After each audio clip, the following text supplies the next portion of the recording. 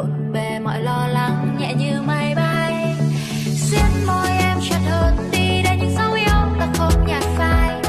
Có anh bên em bình yên, ngoài kia bão cũng quá dịu dàng và ấm áp.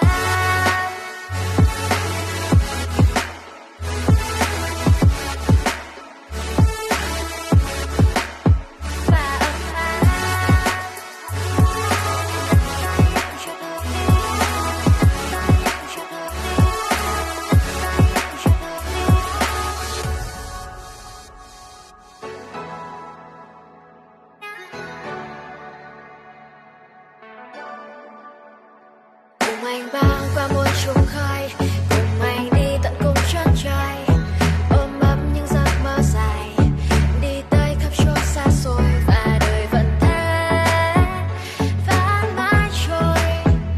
Tháng năm dài, mình có đôi, dù là ngày mưa hay nắng xanh ngời, vẫn mong cùng người bước qua. Nắm tay em chặt hơn đi đã chẳng lạc mất nhau, dẫu mai về đâu. Nép sau lưng anh mọi bộn bề mọi lo lắng nhẹ như mây bay. Xiết môi em chặt hơn đi để những dấu yêu ta không nhạt phai. Có anh bên em bình yên, ngoài kia bão cũng quá dịu dàng và ấm áp.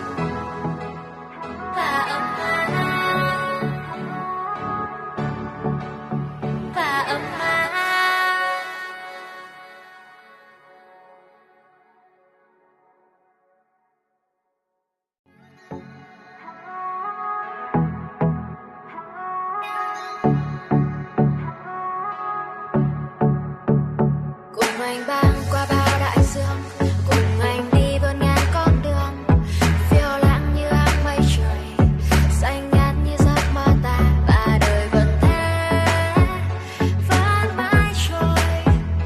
Tháng năm dài, mình có đôi, dù là ngày mưa hay nắng xanh ngời, vẫn mong cùng người bước qua.